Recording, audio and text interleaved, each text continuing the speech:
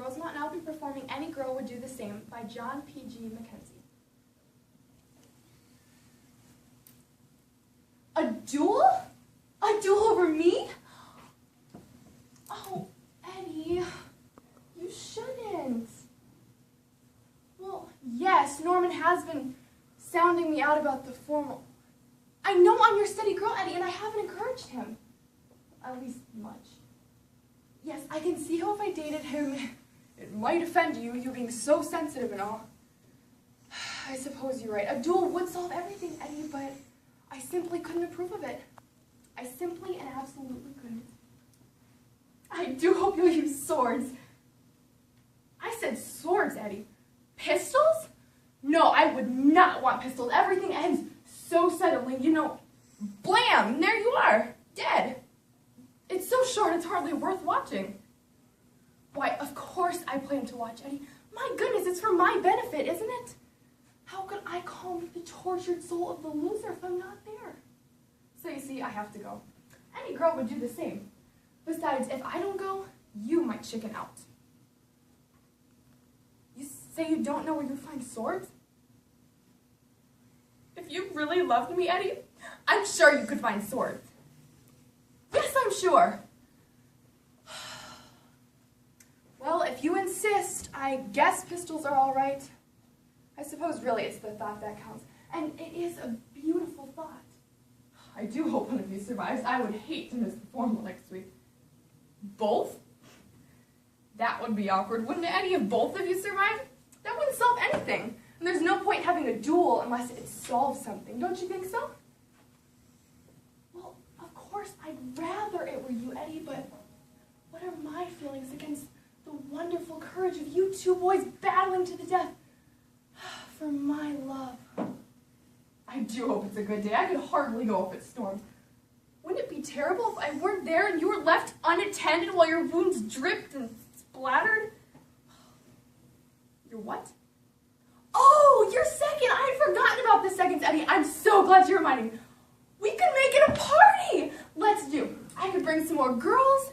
We could take a picnic lunch. You should have a good last meal, you know. And we could all bring shovels. You don't think it's just a place for a picnic lunch? Well, yes, I guess being shot in the middle of a picnic lunch does lack dignity. Somehow. Well, in that case, I'll come alone. Martha Jo has the cutest black dress. She's just my size. And with pale makeup, looks stunningly bereaved. In an alluring sort of way. I mean, if it's the last time you're to see me on Earth, I do want to look my best. Of course, any girl would do the same. Thank you, Eddie. It's just the way I am, always thinking of others. If you like, I'll call the funeral people for you.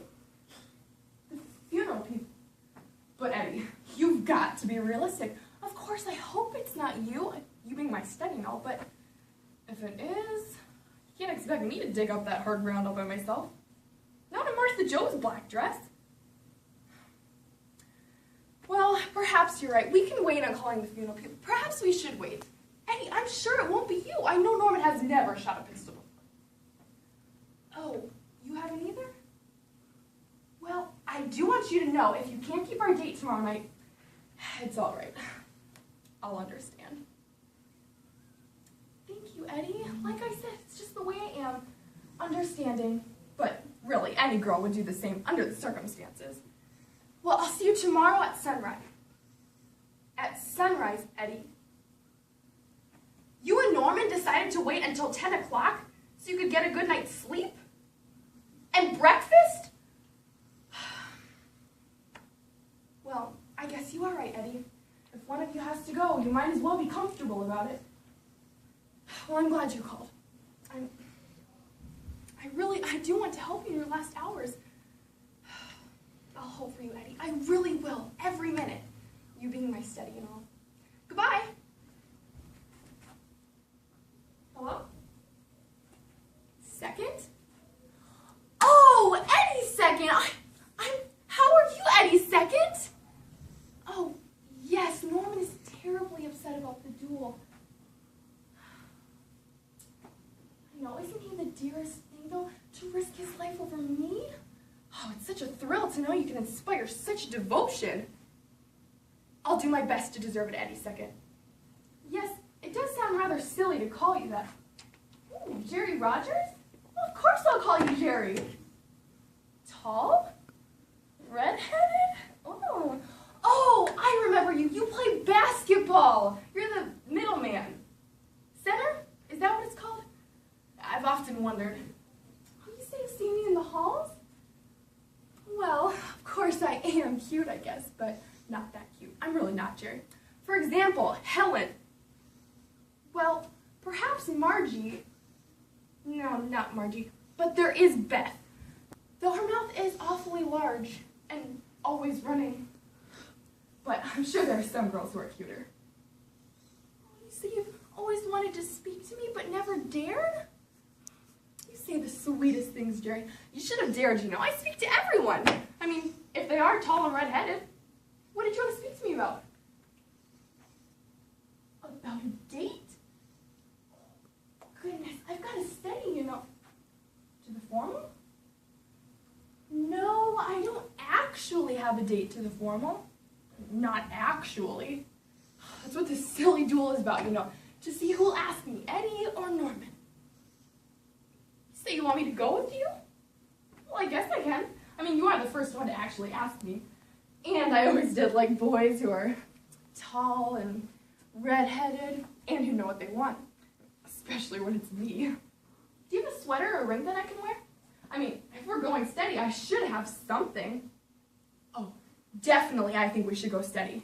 I mean, I don't think a girl should just flip from boy to boy, do you? No, I don't think we should tell him yet. He might call off the duel and it's all planned and everything. I hope he doesn't mind my not coming, though. But he didn't really want me to. Not even if I brought a shovel. So I guess it's all right, but I feel so guilty. I do hope the poor boys don't get wounded. Oh, at least badly. You don't think they will? But with pistols,